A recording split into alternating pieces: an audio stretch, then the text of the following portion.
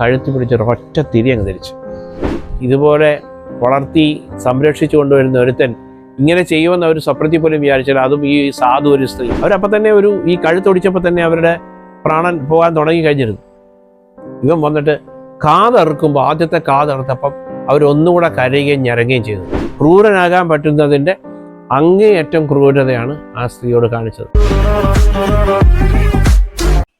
ഈ ടെക്നോളജി ഇല്ലാത്ത കാലഘട്ടത്തിൽ പോലീസ് എങ്ങനെയാണ് കുറ്റവാളികളെ കണ്ടെത്തിയതും കുറ്റകൃത്യങ്ങൾ ട്രേസ് ചെയ്തുകൊണ്ടിരുന്നത്? അന്നത്തെ കാലഘട്ടത്തിൽ ഒരാളെ അറസ്റ്റ് ചെയ്താൽ അയാളുടെ ഒരുപാട് വിവരങ്ങൾ സൂക്ഷിച്ചു വയ്ക്കുമായിരുന്നു. ഒരു മോഷ്ടാവിനെ കൊണ്ടുവന്നാൽ അയാളുടെ വീട്, അഡ്രസ്സ്, വീട്ടിൽ പോകാനുള്ള വഴി, അയാളുടെ അഡ്വക്കേറ്റ് ആര്, അയാളുടെ ബന്ധുക്കളാര്, അയാൾക്കിനി ഇതിങ്ങനെ കറങ്ങി നടക്കുന്നവരൊക്കെ ആകുമ്പോൾ ചിലപ്പോൾ എവിടെയെങ്കിലുമൊക്കെ കാമുകിമാരൊക്കെ കാണും, അവരൊക്കെ ആര്, അവരുടെ വീട് എവിടെ, ഇയാൾ സ്ഥിരമായി മദ്യപിക്കുന്ന ബാറുണ്ടെങ്കിൽ അതെവിടെ, ഇയാൾ ഉപയോഗിക്കുന്ന സിഗരറ്റോ തീപ്പെട്ടിയോ ബീഡിയോ എന്തെങ്കിലുമൊക്കെ ഉണ്ടെങ്കിൽ, എന്തെങ്കിലും പ്രത്യേക ബ്രാൻഡ് ഉണ്ടെങ്കിൽ അതെല്ലാം, അയാളുടെ ഹൈറ്റ്, കളറ്, അയാളുടെ പ്രത്യേകതകൾ എന്തെല്ലാം, പോലീസിനെ കണ്ടാൽ ആക്രമിക്കുമോ, ഇങ്ങനെ തുടങ്ങി ഒരു 150 മേൽ വിവരങ്ങൾ ഞങ്ങൾ ശേഖരിച്ച് വെക്കും. ഇങ്ങനെയൊക്കെയുള്ളൊരു സിസ്റ്റമാണ് അന്നുണ്ടായിരുന്നത്. ഒരു സംഭവം ഞാൻ ഓർക്കുകയാണ്. ഞാൻ തൃപ്പൂണിത്തുറയിൽ അന്ന് പ്രൊബേഷൻ എസ് ആയിട്ടുള്ള സമയത്താണ്. അപ്പം തൃപ്പൂണിത്തുറ സിയുടെ കീഴിലാണ് അമ്പലമുകൾ പോലീസ് സ്റ്റേഷൻ. അപ്പോൾ അവിടെ ഒരു ദിവസം ഒരു പ്രായമായ സ്ത്രീ മരിച്ചു കിടക്കുന്നു രാവിലെ. അപ്പോൾ നാട്ടുകാർ വിവരം അറിയിച്ചു. അന്ന് CI പോയ കൂട്ടത്തിൽ ഇൻവെസ്റ്റിഗേഷൻ പഠിക്കാൻ ഞങ്ങളെ കൂടെ കൊണ്ടുപോകല്ലോ. അങ്ങനെ എന്നെയും കൂടെ കയറ്റിക്കൊണ്ടുപോയി. അവിടെ കൊണ്ടുവന്നു കഴിഞ്ഞാൽ പിന്നെ ഇൻവെസ്റ്റിഗേഷൻ്റെ ഭാഗമാക്കുക എന്നുള്ളത് അവിടുത്തെ പണി മുഴുവൻ നമ്മൾ ചെയ്യേണ്ടി വരും. അത് നോക്കുക, ഇത് നോക്കുന്നൊക്കെ പറഞ്ഞ് അവർ നമുക്ക് ട്രെയിനിങ് തരുന്നതിൻ്റെ ഭാഗമായിട്ടാണ്. അത് ഞങ്ങൾ അവിടെ ചെല്ലുമ്പോൾ ശരിക്കും പറഞ്ഞാൽ ഹെഡ് കോൺസ്റ്റബിൾമാരാണ് നമ്മളെ എഴുതാനും ഇതൊക്കെ പഠിപ്പിക്കുന്നത്. അപ്പോൾ അവിടെ ചെന്ന് നോക്കിയപ്പം ഒരു 70-75 വയസ്സിന് മേലുള്ള പ്രായമുള്ളൊരു സ്ത്രീ മരിച്ചു കിടക്കുന്നു. അവരുടെ കഴുത്ത് ഒടിഞ്ഞ നിലയിലാണ്. കഴുത്തിന് ബലമായി പിടിച്ചതുപോലുള്ള പാടുകളുണ്ട്. 2 ചെവിയുടെ 2 ഭാഗങ്ങൾ കാണാനില്ല, അത് അറുത്തെടുത്തിട്ടുണ്ട്. ഇതാണ് സംഭവം. വീടിൻ്റെ വാതിൽ തുറന്ന് കിടക്കുന്നു. ഞങ്ങൾ അപ്പോൾ അന്ന് പോലീസ് നായ വന്ന് നോക്കി, അവിടെയൊക്കെ മണം പിടിച്ച് നടന്നു. ഒരു തുമ്പുമില്ല, ഒന്നും കിട്ടിയില്ല.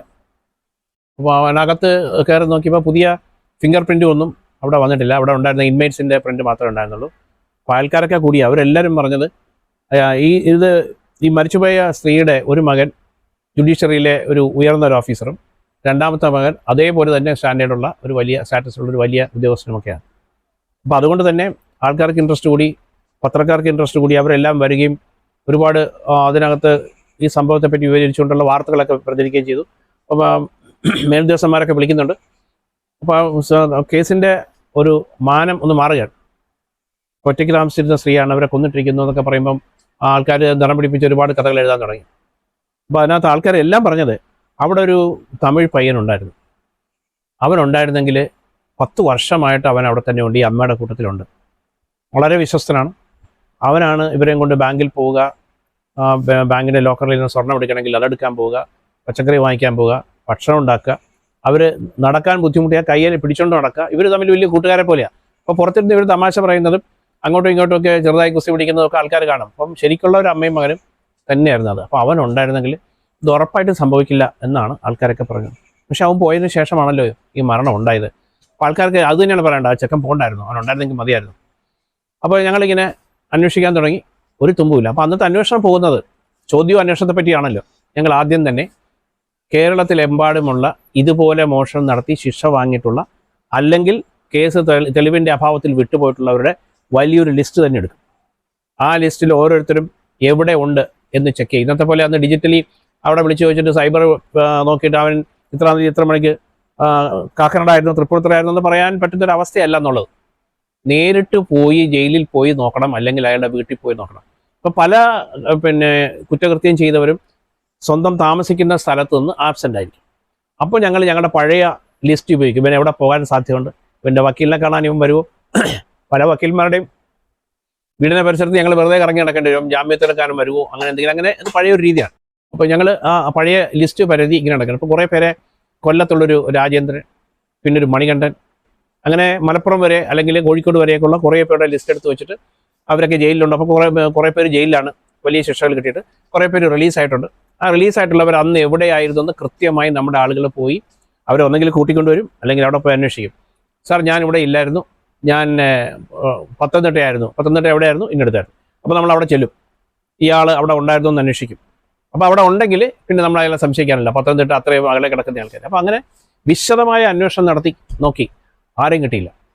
ഇനി അബദ്ധത്തിൽ ആരെങ്കിലും വന്ന് ചാൻസ് അവിടെ വന്നപ്പോഴത്തേക്ക് കണ്ടവർ ആരെങ്കിലും വന്ന് കയറിയതാണോ എന്നറിയാൻ വേണ്ടി അന്ന് ആ പ്രദേശത്ത് വന്നിട്ടുള്ള മുഴുവൻ ആൾക്കാരെയും, ഞങ്ങളുടെ ശ്രദ്ധയിൽപ്പെടുന്ന മുഴുവൻ ആൾക്കാരെയും പരിശോധിച്ചു. അതായത് ഇപ്പോൾ ഈ കത്തി മൂർച്ഛിപ്പിക്കാൻ വരിക, അല്ലെങ്കിൽ എന്തെങ്കിലും തുണി വയ്ക്കാൻ വരിക, അങ്ങനെയൊക്കെയുള്ള ആൾക്കാർ വന്നിട്ടുണ്ടെങ്കിൽ ആ പ്രദേശത്ത് ആ ആഴ്ചയിൽ വന്നിട്ടുള്ള മുഴുവൻ പേരുടെയും നമുക്ക് അറിവ് കിട്ടാവുന്ന അത്രയും പേരെയും എടുത്തിട്ട് അതൊക്കെ വെരിഫൈ ചെയ്യും. അപ്പോൾ നിങ്ങൾക്ക് ഊഹിക്കാൻ പറ്റും എത്രമാത്രം വലിയ ഒരു ടാസ്ക്കാണ് നമ്മൾ അന്ന് ചെയ്തുകൊണ്ടിരുന്നതെന്ന്.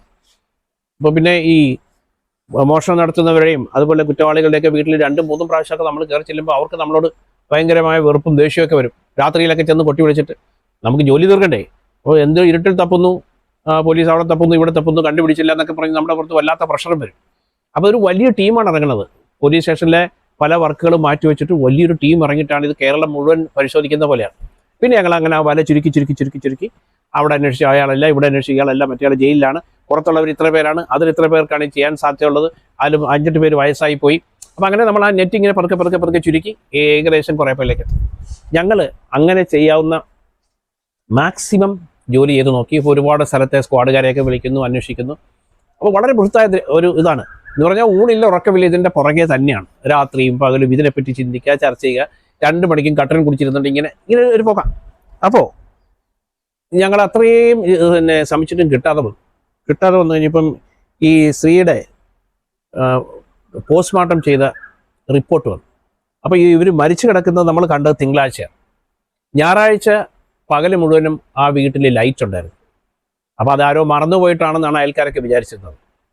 അതിൻ്റെയും തലേ ദിവസമാണ് ഈ ഒരു തമിഴ്നാട്ടിൽ നിന്ന് വന്ന ഒരാളും അയാളുടെ ഒരു കൂട്ടുകാരനും കൂടെ അവിടെ നിന്ന് ബാഗൊക്കെ ഇട്ട് പോയത്. അത് അവിടെ ഉള്ളവർ കണ്ടിട്ടുണ്ട് സന്ധ്യ ആയപ്പോഴത്തേക്ക് പോകുന്നത്. അവരോട് പറയുകയും ചെയ്തു, ചേച്ചി ഇങ്ങോട്ടേക്ക് ഒരു കണ്ണുണ്ടാകണേ എന്ന് വരെ പറഞ്ഞിട്ടാണ് പോയത്. അപ്പോൾ ഈ പോസ്റ്റ്മോർട്ടം റിപ്പോർട്ട് വന്നപ്പോഴേക്ക് മരണം തലേ ദിവസമല്ല ഉണ്ടായിരിക്കുന്നത്, അതിനും കുറേ മണിക്കൂറുകൾക്ക് മുമ്പാണ് ഇത് സംഭവിച്ചിരിക്കുന്നതെന്ന് മനസ്സിലായി. അപ്പോൾ ഞങ്ങൾക്ക് സ്വാഭാവികമായ വേറെ കുറേ സംശയങ്ങളും കൂടെ ഉണ്ടായി. അതായത് ഈ ആളുകൾ പോയതിൻ്റെ തൊട്ടടുത്ത സമയത്താണ് ഏകദേശം മരണം ഉണ്ടായിരിക്കുന്നത്. അപ്പോൾ ഇവർ പോകുന്നത് കണ്ടിട്ട് ആരെങ്കിലും വന്ന് കയറിയതാണോ, അയൽക്കാർ വല്ലവരും ആണോ, അതോ ഇനി ഇവർ തന്നെ ആകാമോ? അത് ഞങ്ങളുടെ ഒരു ഏറ്റവും വിദൂര സാധ്യതയായിരുന്നു. കാരണം അത്രയും ബന്ധമുള്ള സ്വന്തം മക്കളെക്കാൾ കൂടുതൽ സ്നേഹിക്കുന്ന ഒരാളെ സംശയിക്കുക പറയുന്നത് ഒരു വലിയ കടന്നുകയാണ്. അപ്പോൾ ഞങ്ങൾ ചോദിച്ചപ്പോൾ ഈ അവിടുത്തെ ഇവരുടെ മക്കൾ പറഞ്ഞത് ഞങ്ങളെക്കാൾ അമ്മയ്ക്ക് സ്നേഹം അവരാണ്. അപ്പോൾ ഇവരെപ്പറ്റി നമുക്ക് പറയാൻ പോലും പേടിയായി. അവന് ഞങ്ങളെക്കാൾ അമ്മയുടെ സ്നേഹമാണ് അമ്മയ്ക്ക് അവരോട്. അവനെ ഇവിടെ നാട്ടിൽ കൊണ്ടുവന്ന് ഒരു 5 സെൻറ്റ് സ്ഥലം കൊടുത്ത് നമുക്ക് ഇവിടെ തന്നെ താമസിപ്പിക്കണം, അവൻ്റെ ഭാര്യയും മക്കളെയും എന്നാണ് അമ്മ പറഞ്ഞിരുന്നത് ഇവരോട് രഹസ്യമായിട്ട്. അത് അവനോട് പറഞ്ഞിട്ടില്ല. അപ്പോൾ അത്രയ്ക്ക് ബന്ധമുള്ളൊരു ഇതാണ്. അപ്പോൾ ഞങ്ങൾ ഈ ബാക്കി ആംഗിളെല്ലാം അന്വേഷിച്ചതിന് ശേഷം പിന്നെ ഒരു പേരിന് ഇതും കൂടെ ഒന്ന് നോക്കണമല്ലോ. അങ്ങനെ നമ്മൾ ഇവരെ പറ്റി അന്വേഷിക്കാൻ തുടങ്ങി. ഇവരെ പറ്റി അന്വേഷിക്കുക പെരുമാൾ എന്നാണ് അന്ന് അവിടെ നിന്നിരുന്ന അയാളുടെ പേര്. പെരുമാളിനെ പറ്റി ഞങ്ങൾ അന്വേഷിക്കാൻ തുടങ്ങിയപ്പോഴാണ് ആ വീട്ടിലുള്ള അല്ലെങ്കിൽ പരിസരത്തുള്ള ആൾക്കാർക്ക് ഇയാൾ എവിടുത്തുകാരാണെന്ന് അറിയാനുള്ള ഒരു പേര് മാത്രം. ഇപ്പോൾ ഒരു പെരുമാൾ മാത്രമാണ് ഇപ്പോൾ നമുക്ക് അന്വേഷിക്കാൻ മിച്ചമുള്ള ആൾ.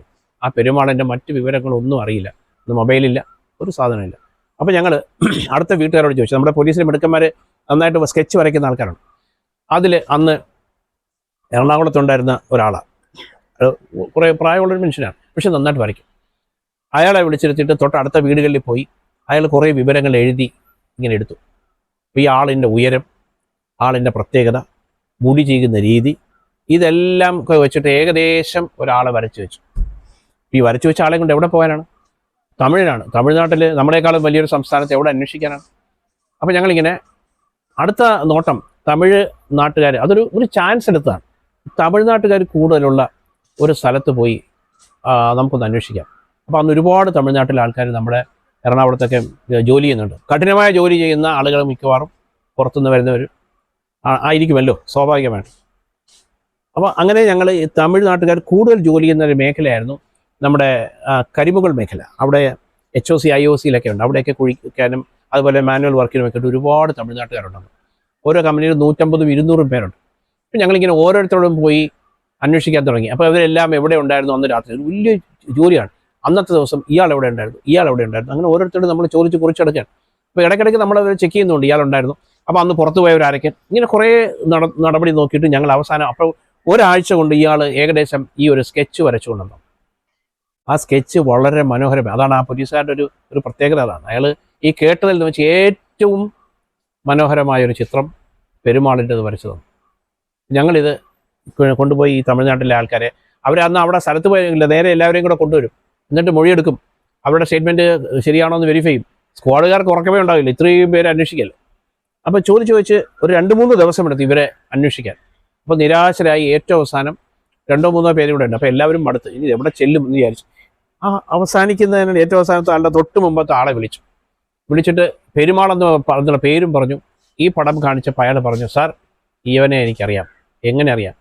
എൻ്റെ ഒരു ബന്ധുവിൻ്റെ അടുത്ത ബന്ധുവാണ് ഇയാൾ പെരുമാൾ. ഇയാൾ കുറുമ്പപ്പട്ടി എന്ന് പറയുന്ന ഒരു സ്ഥലം, ഡിണ്ടിഗലിന് തൊട്ടപ്പുറത്താണ് എൻ്റെ വീട്. അതിനടുത്തുനിന്ന് കുറച്ചപ്പുറത്താണ് ഇയാൾ താമസിക്കുന്നത്. പൊങ്കൽ സംബന്ധിച്ച് അവർ പോയതാണെങ്കിൽ നാട്ടിൽ കാണും, അപ്പോൾ ഞാൻ വീട് കാണിച്ചു തരാം എന്ന് പറയും. അപ്പോൾ ഇതിനിടയ്ക്ക് ഞങ്ങൾ ചോദിച്ചപ്പോൾ ഇയാൾ പറഞ്ഞു, ഇവൻ മുമ്പ് താമസിച്ചിരുന്നത് ഇന്ന സ്ഥലത്താണ്, അവിടെയാണ് താമസിച്ചിരുന്നത്. അപ്പോൾ ഞങ്ങൾ അതിൻ്റെ റുട്ടീൻ നടപടി എന്ന രീതിയിൽ ഇയാൾ താമസിച്ചിരുന്ന സ്ഥലത്ത് പോയി പഴയ വീട്ടുകാരനെ കണ്ട് ചോദിച്ചപ്പോൾ പറഞ്ഞു, ഇവിടെ താമസിച്ചിരുന്നു, ആളിതാണ്, പെരുമാളാണ്, മര്യാദക്കാരനാണ്, അങ്ങനെ ഒരു കുഴപ്പമുണ്ടാക്കുന്ന ആളല്ല, എല്ലാവരോടും വലിയ സ്നേഹമാണ്. അയാൾക്ക് ഈയിടെ ഒരു കത്ത് വന്നായിരുന്നു. ആ കത്ത് ഞാനാണ് അയാളെ പിന്നെ കണ്ടപ്പോൾ കൊടുത്തത്. അയാളുടെ ഭാര്യ ഇവിടുന്ന് താമസം മാറി അങ്ങോട്ടേക്ക് ആ ചേച്ചിയുടെ വീട്ടിലേക്ക് പോയപ്പോൾ ഞാനാണ് ഈ കത്ത് അവിടെ കൊണ്ടുപോയി കൊടുത്തത്. ആ കത്തിൽ ഞാനത് തുറന്ന് നോക്കിയായിരുന്നു. അപ്പോൾ അതിനകത്ത് എഴുതിയിരിക്കുന്നത് പൊങ്കലിന് വരണം. ഇയാൾ തമിഴറിയാവുന്ന ആളാണ്. പൊങ്കലിന് വരണം, പൊങ്കലിന് വരുമ്പം എനിക്കും കുട്ടികൾക്കും എന്തെങ്കിലുമൊക്കെ സമ്മാനങ്ങൾ വാങ്ങിക്കൊണ്ട് വരണം എന്നാണ് എഴുതിയിരിക്കുന്നത്. അതുകൊണ്ട് ഞാൻ കൊണ്ട് കൊടുത്തിരുന്നു പറഞ്ഞു. അപ്പോൾ തന്നെ ഞങ്ങൾ റെഡിയായി. പെരുമാളിനെ കണ്ടുപിടിക്കണമല്ലോ. അത് ഇനി പെരുമാൾ തന്നെയാണോ എന്നൊരു ചാൻസില്ല, എന്നാലും അത് നോക്കണം. ഞങ്ങൾ രാത്രി തന്നെ വണ്ടി ഓടിച്ച് ഇവിടുന്ന് ഒരു 2 വണ്ടി നിറച്ച ആളുകളായിട്ട് നേരെ അങ്ങോട്ടേക്ക് പോയി. അവിടെ ചെന്നപ്പോൾ കുറുമ്പപ്പെട്ടി ചെന്ന് കഴിഞ്ഞപ്പോഴത്തേക്ക് അതുവരെ മിണ്ടാതിരുന്ന ഇയാൾ പറഞ്ഞു, സാറേ അവൻ ആളിത്തിരി കുഴപ്പക്കാരനാണ്. നമ്മൾ വിചാരിക്കുന്നത് കേരളത്തിലുള്ള പെരുമാളല്ല, തമിഴ്നാട്ടിൽ. അവനവിടെ കുറച്ച് കൂട്ടുകാരും, അവനെ ചോദിക്കാൻ ചെന്നാൽ ചിലപ്പം നല്ല അടിയൊക്കെ കിട്ടുന്ന ഒരു സ്വഭാവക്കാരനാണ്, നല്ല ആരോഗ്യമുള്ളവനാണ്. അപ്പോൾ അവൻ്റെ വീട്ടിൽ കയറി ചെന്ന് ചോദിക്കുന്നത് അപകടമാവും എന്ന് പറഞ്ഞു. തന്നെയല്ല, അവൻ ഇത്തിരി കുറ്റകൃത്യങ്ങളിലൊക്കെ നേരത്തെ ഇടപെട്ടിട്ടുണ്ട്, പോലീസ് പിടിച്ചിട്ടുണ്ട് പലപ്പോഴും. അതൊന്നും ഇവിടെ നാട്ടിൽ അറിയാത്തത് കൊണ്ട് ഇപ്പം അവൻ ഇതുവരെ അവിടെ സമാധാനിച്ചു. പോലീസ് തന്നെ അവിടെ നിൽക്കാൻ പറ്റാത്തൊരവസ്ഥ വന്നതുകൊണ്ടാണ് അവൻ നാട്ടിലേക്ക് അവിടെ നിന്ന് വിട്ട് കേരളത്തിൽ വന്ന് ജോലി ചെയ്യുന്നത്. അപ്പോൾ നമുക്ക് ആളിൻ്റെ ഏകദേശം തന്നെയല്ല, ഞങ്ങൾക്കൊരു പ്രതീക്ഷ ഉണ്ടായി. ഇവൻ കുറ്റവാളിയാണെങ്കിൽ ഇത് ചെയ്തിരിക്കാനുള്ളൊരു സാധ്യതയുണ്ടോ, എങ്ങനെയെങ്കിലും കേസ് തെളിയിക്കണ്ടേ. അപ്പോൾ ഞങ്ങൾ അവനെ തിരക്കി. അപ്പം പറഞ്ഞ് അവൻ താമസിക്കുന്നിടത്തേക്ക് നമുക്ക് നേരിട്ട് കയറി ചെല്ലണ്ട, ഒരുങ്ങിയിരിക്കാം. ഇവൻ വെളുപ്പിന് 3 മണിയാകുമ്പോൾ ഇവൻ താമസിക്കുന്ന വീട്ടിൽ നിന്ന് ഇറങ്ങി വരും. ഇവൻ താമസിക്കുന്നത് താഴെ മുഴുവൻ പശുക്കളാണ്. അതിന് 2ാമത്തെ നിലയിൽ തട്ട് പോലെ കുറേ സാധനങ്ങൾ നിരത്തിയിട്ടുണ്ട്. അതിൻ്റെ മുകളിലാണ് ഇവർ കുറേ പേര് കിടക്കുന്നത്. അപ്പോൾ എല്ലാവരും രാത്രി നല്ലപോലെ മദ്യപിച്ചിട്ടുണ്ട്, ഓരോരോ ജോലി ചെയ്യുന്നവരാണ്. 3 മണിയാകുമ്പം അവിടുത്തെ ഈ പാടത്ത് പണിയാൻ ഇറങ്ങി വരും. അപ്പോഴവനെ പോയി കൊണ്ടുവന്ന് ചോദിക്കാനേ പറ്റുള്ളൂ. അപ്പോൾ നേരെ ചെന്നാൽ മിക്കവാറും അവൻ ഓടിക്കളയും. അതുകൊണ്ട് അവനെ പിടിച്ച് കയറ്റി കൊണ്ടുവന്ന് ചോദിക്കണം. അപ്പോൾ ഞങ്ങളെല്ലാവരും കൂടെ പാടത്ത് പോയി ഒളിച്ചു കിടന്നു. പാടത്ത് വെള്ളമുണ്ട്, കൊതുകുണ്ട്, നമ്മൾ ചെളിവെള്ളത്തിൽ കിടക്കുകയാണ്. കൈയൊക്കെ മുട്ടുമൊക്കെ കുത്തി അനങ്ങോളം അവിടെ ഇരിക്കുകയാണ്. ഷൂസിനകത്ത് വെള്ളം കയറിയിട്ടുണ്ട്. ഇതിനകത്ത് കൂടെയൊക്കെ നടന്നു വന്ന കാരണം ഞങ്ങൾ രാത്രി പോയിരുന്നതാണ്. ഒരു 10-10:30 ആയപ്പോഴത്തേക്ക് അവിടെ ചെന്ന് കയറി. ഇവൻ എപ്പോഴും ഇറങ്ങുന്നത് നോക്കിയിരിക്കുകയാണ്. ഒരു 3 മണിയായപ്പോഴത്തേക്ക് ലൈറ്റ് തെളിഞ്ഞു. ഒരു തന്നെ ഈ കോണിപ്പഴി ഇറങ്ങി വരണം കണ്ടപ്പോഴേ ഇയാൾ പറഞ്ഞു, ഇതാണ് പെരുമാൾ. അപ്പോൾ പെരുമാൾ വരുന്നത് ഈ ഉടുത്തിരിക്കുന്ന മുണ്ടെടുത്തിങ്ങനെ തലവഴി പുതച്ചിട്ടുണ്ട്. അയാൾ നേരെ വന്ന് അതിൻ്റെ ഫ്രണ്ടിലുള്ള ഒരു മരത്തിൻ്റെ ചോട്ടി നിന്ന് മൂത്രമൊഴിക്കാൻ. അപ്പോൾ ഞങ്ങൾ അവിടെ നിന്ന് പതുക്കെ കയ്യിൽ മുട്ടിലിഴഞ്ഞ് ഇവൻ്റെ പുറകിൽ വന്നു. അപ്പോൾ മൂത്രമൊഴിച്ച് തീർന്നിട്ട് പിടിക്കാം, അല്ലെങ്കിൽ പിന്നെ നമ്മുടെ ദേഹത്ത് വല്ലതും വീഴുമല്ലോ. അപ്പോൾ ഞങ്ങൾ പതുങ്ങി അവിടെ കിടന്നിട്ട് ഇങ്ങോട്ട് തിരിയണതിന് മുമ്പ് ഞങ്ങൾ നേരത്തെ പ്ലാൻ നല്ല ആരോഗ്യമുള്ളതാണ്. കാലെ പിടിച്ച് അങ്ങ് പൊക്കി. ഇവൻ എന്താണ് സംഭവിക്കുന്നത് മനസ്സിലാക്കുന്നതിന് ഇവൻ മറന്നു വീണ് ഇവൻ്റെ പുറത്ത് കയറി ഞങ്ങൾ വായും ഒക്കെ പൊത്തിപ്പിടിച്ച് കൈയും കാലും ഒക്കെ പിടിച്ച് പൊക്കിയെടുത്തപ്പോൾ ഇവൻ കരയാൻ തുടങ്ങിയപ്പോഴത്തേക്ക് നമ്മുടെ കൂട്ടത്തിലുള്ള എൻ്റെ തമ്പിയാണെന്ന് തോന്നുന്നു പോലീസുകാരൻ വാവത്തി പിടിച്ചപ്പോൾ ഇവൻ തമ്പിയുടെ കൈയൊക്കെ അടിച്ചു. അപ്പോഴത്തേക്ക് എന്ത് ശബ്ദമാണോ ഉണ്ടാക്കുന്നത് നമ്മൾ വിചാരിച്ചു, അതിനേക്കാൾ വലിയ ശബ്ദം തമ്പി ഉണ്ടാക്കി. കടി കിട്ടിയപ്പോൾ തമ്പിയുടെ ഒരു കരച്ചിൽ അതിനെ വലിയ ശബ്ദത്തിൽ കേട്ടു. ഞങ്ങൾ പിന്നെ നിന്നില്ല, ഇയാളെ എടുത്തുകൊണ്ട് ഓടി. ഞങ്ങൾ ഇയാളെ കൊണ്ട് ഓടുമ്പോഴത്തേക്ക് അവിടെ ബാക്കി ലൈറ്റൊക്കെ വീഴുന്നുണ്ട്, അവിടെ നിന്ന് ആൾക്കാർ ചാടി ഇറങ്ങുന്നുണ്ട്. അപ്പോൾ ഇവൻ എന്തൊക്കെയോ വിളിച്ച് പറഞ്ഞു തമിഴിൽ, അതൊന്നും മനസ്സിലായില്ല. ഞങ്ങൾ ഇവനെ എടുത്തുകൊണ്ട് ഓടി വന്ന് കാറിൽ കയറ്റി നേരെ വണ്ടി 2 വിട്ടു. അപ്പോൾ പുറകിൽ നിന്ന് ആൾക്കാരൊക്കെ വലിയ ബഹളം വയ്ക്കുന്നുണ്ട്, പാടത്തുകൂടെ ആൾക്കാർ ഓടി വരുന്നുണ്ട്, ചില ടോർച്ചൊക്കെ വരുന്നുണ്ട്. കാരണം അപ്പം ഞങ്ങൾ അറിയാവുന്ന വഴി കൂടെയൊക്കെ രക്ഷപ്പെട്ടു. അപ്പോൾ മറ്റേ കാറിലിരിക്കുന്ന ആളിന് വഴി അറിയാം. അയാൾ ഞങ്ങളെ കൊണ്ട് രക്ഷപ്പെട്ട് പോകുന്ന നേരെ ഒന്ന് പോലീസ് സ്റ്റേഷനിൽ ഇവനെ കൊണ്ടുപോയി കയറ്റി കഴിഞ്ഞപ്പോൾ ഇവൻ അവിടുത്തെ CI, അവിടുത്തെ SHO വന്ന SI ഏതൊരു തമിഴാണ്. അപ്പോൾ ഞങ്ങൾക്കാർക്കൊന്നും തമിഴ് പറയാൻ പോലും അറിയത്തില്ല. എന്തായാലും അറിയാവുന്ന ഇംഗ്ലീഷിലും തമിഴിലും ഒക്കെ ആയിട്ട് ഈ കാര്യങ്ങൾ അവതരിപ്പിച്ചു. മർഡർ കേസിലെ സസ്പെക്റ്റാണ്, ഇതിനെ കൊണ്ടുപോയേ പറ്റുള്ളൂ, ഇതാണ് സംഭവം നോക്കുന്നത്. അപ്പോൾ അവർ പറഞ്ഞത് നിങ്ങൾക്ക് എന്തായാലും ഭാഗ്യമുണ്ട്, പകലെങ്ങാനോടെ ചെന്ന് കയറിയിരുന്നെങ്കിൽ ഈ 2 വണ്ടി അവർ കത്തിച്ചു കളഞ്ഞാനേ. അമ്മമാരവിടുത്തെ വലിയ കുഴപ്പക്കാർ പിള്ളേരാണ്, ഇവനെ അറിയാം. നേരെ ഇവനെയും കൊണ്ട് ഞങ്ങൾ പോലീസ് സ്റ്റേഷനിലേക്ക് വന്നു. ഇവിടെ കൊണ്ടുവന്ന് ചോദിച്ചിട്ടും അവനൊന്നും അറിയത്തില്ല. അവൻ ഭയങ്കര കരച്ചിലാണ്. അമ്മയ്ക്ക് എന്ത് പറ്റി, ഞാൻ അമ്മയൊന്നും ഉപദ്രവിച്ചിട്ടില്ല എന്നൊക്കെ പറഞ്ഞു. അവൻ ഭയങ്കര കരച്ചിലും പോലൊക്കെ. അപ്പോൾ പറഞ്ഞു നിന്നെ എന്തായാലും ഞങ്ങൾ ബുക്ക് ചെയ്ത് അകത്താക്കാൻ പോവുക, നീ പോയി കഴിഞ്ഞപ്പോഴാണ് കമ്മലും പറ്റിയൊക്കെ പോയിട്ടുള്ളൂ, അതുകൊണ്ട് നിന്നെ വിടത്തില്ലെന്നു. അപ്പം നമ്മുടെ കൂട്ടത്തിലുള്ള ഒരു ASI ഉണ്ട്, നാരായണൻകുട്ടി. പുള്ളി വലിയ എഴുത്തുകാരനൊന്നുമല്ല, പക്ഷേ ചില ഈ കുറുക്ക് വിദ്യയ്ക്കൊക്കെ മിടുക്കനാണ്. നാരായണൻകുട്ടി ഇവൻ്റെ അടുക്ക് പോയിരുന്ന് പതുക്കെ സംസാരിക്കുന്നുണ്ടായിരുന്നു ലോഹിയത്തിലൊക്കെ. എന്നിട്ട് നാരായണൻകുട്ടി ഇവനോട് പറഞ്ഞു, ഡേ നീ എന്തൊരു പൊട്ടൻ ചെറുക്കനാ. അയാൾ നന്നായിട്ട് തമിഴ് പറയും. അയാളുടെ വീട് പാലക്കാടിനടുത്ത് എവിടെയോ ആയിരുന്നു. അപ്പോൾ അവിടെ തമിഴൊക്കെ അറിയാം. അയാൾ പറഞ്ഞു, നീ വെറുതെ ഈ കേസിനകത്ത് കൊടുങ്ങാതെ 2 കമ്മലിൻ്റെ ചെറിയ വിഷയമല്ലേ ഉള്ളൂ, അത് കൊടുത്ത് വിട്, എന്നിട്ട് നീ ഇറങ്ങിപ്പോ, നീ നാട്ടിൽ പറയണം, നീ അവിടെ എങ്ങാനും പോയി ജീവിച്ചോ, എന്തിനാ ഇവിടെ കിടന്ന് വെറുതെ ഈ ആൾക്കാരെ ബുദ്ധിമുട്ടിക്കുന്നത്, നിനക്കും ഇല്ലേ ഒരു ജീവിതം വേണ്ടേ എന്നൊക്കെ ചോദിച്ച് ലോഹ്യം കൂടിയപ്പോൾ അയാൾ അടുത്ത ചോദ്യം, സാറേ കമ്മൽ കൊടുത്താൽ കേസ് തീരുവെച്ചു. കമ്മൽ കൊടുത്താൽ അപ്പം തന്നെ കേസ് തീരത്തില്ലേ. നേരെ എവനെയും കിട്ടി. അപ്പോൾ ഞങ്ങൾക്ക് കാര്യം മനസ്സിലായി, ഇവരുടെ കമ്മൽ അവൻ്റെ കയ്യിലുണ്ട്. അപ്പോൾ ചെയ്ത ഇവൻ തന്നെ. വളരെ സന്തോഷം. നേരെ വിട്ടു അവിടെ ചെന്ന് കഴിഞ്ഞപ്പോൾ പോകുന്ന വഴി അവൻ പറഞ്ഞു, ഞാനിത് കമ്മൽ എൻ്റെ മദറിലൂടെ കൈ കൊടുത്തിട്ടുണ്ട്, അവിടെ ചെന്നാൽ എടുത്താലും. അവിടെ ചെന്ന് ഇവനെ പുറത്ത് നിർത്തിയിട്ട് ഞങ്ങൾ അകത്ത് കയറി. ഒരു ചെറിയ വീടാണ്, അതിൽ അടുക്കള ഭാഗത്തോടെ, ഞാനിപ്പോൾ ഓർക്കണം, അടുക്കള ഭാഗത്തോടെ അകത്തോട്ട് ചെന്ന് കഴിയുമ്പോൾ ഈ സ്ത്രീ പേടിച്ചു പോയി. അവർ വന്ന് നോക്കി. അവർ പറഞ്ഞു, ഇങ്ങനെ പെരുമാൾ 2 കമ്മൽ ഇവിടെ തന്നിട്ടുണ്ട്, അധികം ആകും. ഇവിടെ കമ്മൽ തന്നിട്ടില്ല. പെരുമാൾ വന്ന് പറഞ്ഞിട്ട് അവർ സമ്മതിക്കത്തില്ല, കമ്മൽ തന്നിട്ടില്ല എന്നാണ് പറയണം. അവർ വല്ലാത്തൊരു സ്ത്രീയാണ്. നമ്മൾ ഈ തമിഴ് സിനിമയിലൊക്കെ കാണുന്ന ചില വില്ലത്തികളില്ല, അതുപോലെ ഒരു പാർട്ടി. ഇതൊക്കെ സാരിയൊക്കെയാണ് കയറ്റിക്കുന്നത്, ഇവിടെ ഇല്ലെന്ന് പറഞ്ഞു. അപ്പോൾ ഇവൻ പറഞ്ഞു, അമ്മ ഈ കൊടു ഇല്ലെങ്കിൽ ഇവരെന്നെ കൊന്നുകളയും, സാധനം കൊടുക്കാൻ പറഞ്ഞു. അപ്പോൾ അവർ പോയി ഒരു വെളുത്ത ഒരു ഡപ്പയുടെ അകത്ത് കൊണ്ടുവന്ന് ഈ സാധനം കൊണ്ടുവന്നു. അതെടുത്ത് നോക്കുമ്പോൾ അതിൽ ബ്ലഡിൻ്റെ അംശമുണ്ട്. എനിക്ക് തോന്നുന്നു സംശയം ഉണ്ടായിരുന്നു, മാംസത്തിൻ്റെ അംശമാണോ എന്ന് സംശയം ഉണ്ടായിരുന്നു. എന്തായാലും ആ സാധനം കിട്ടി. അങ്ങോട്ട് പോരുന്ന വഴിക്ക് ചോദിച്ചു, നിൻ്റെ കൂട്ടുകാരുണ്ട്. അപ്പോൾ ഇവൻ്റെ കൂട്ടുകാരുണ്ടായിരുന്നു പോകുന്നത് കണ്ടതുണ്ട്. അപ്പോൾ അവർ പറഞ്ഞു, ഒരു കൂട്ടുകാരനുണ്ടായിരുന്നു, അവൻ്റെ വീട് കുറച്ചപ്പുറത്താണ്, അവിടെ പോയി. ഇപ്പോൾ ഞങ്ങൾ ആ പരിസരത്ത് പോയി രഹസ്യമായിട്ട് അന്വേഷിച്ചപ്പോൾ അവനവിടെ കാണാനില്ല. ഞങ്ങൾ ഇയാളെയും കൊണ്ട് തിരിച്ചു പോകും. ഇയാളെയും കൊണ്ട് ഞങ്ങൾ സ്റ്റേഷനിലേക്ക് പോയി, അവിടെ റിപ്പോർട്ട് ചെയ്യാൻ വേണ്ടി പോയി. സ്റ്റേഷനിലേക്ക് പോകുന്ന വഴി ഈ കൂട്ടുകാരൻ്റെ വീട്ടിലേക്ക് ഞങ്ങളുടെ ഒരു ടീമിനെ പറഞ്ഞയച്ച കൂട്ടത്തിൽ ഞാനും ഉണ്ട്. ഞങ്ങൾ അന്ന് ചെറുപ്പക്കാരുടെ ഒരു ടീമാണ് പോയത്. അപ്പോൾ വലിയ ബുദ്ധിയൊന്നും ഇല്ലാത്തതുകൊണ്ട് എന്ത് തോന്നിയ ദിവസം കാണിക്കാം ടീമായതുകൊണ്ടും ഞങ്ങളവിടെ ചെന്ന് കയറിയപ്പം ഈ 2ാമത്തെ പ്രതിയുടെ സഹോദരൻ ഒരാളവിടെ ഉണ്ട്. അയാൾ ആരാണ് നിങ്ങൾക്ക് നോക്കില്ല, ഇത് കുടവേറും ഒരു കഷണ്ടിയൊക്കെ ആയിട്ട് ഒരാളവിടെ ഇരിപ്പുണ്ട്. അയാളുടെ കൂട്ടത്തിൽ 3-4 പേര് ഇരിപ്പുണ്ട്. ഞങ്ങൾ അയാൾക്ക് ചെന്ന് ഇവൻ്റെ പേര് ചോദിച്ചു. അപ്പോൾ കാറ് പതുക്കെ അടുത്ത് കൊണ്ടുവന്നിട്ട് അയാൾ സംസാരിച്ച് തീർന്നതിന് മുമ്പ്, അല്ലാതെ ആ പ്രതിയെ കിട്ടണ്ടേ, ഞങ്ങൾ കുറച്ച് ദിവസമായിട്ട് നടക്കല്ലേ, ഞങ്ങൾ അയാളെയും പഴയതുപോലെ പൊക്കിയെടുത്ത്, വേണ്ടാത്തൊരു പണിയാണ്, അയാളെയും കൂടെ പൊക്കിയെടുത്ത് നേരെ കാറിലിട്ട് ഞങ്ങളിലേക്ക് പോകും.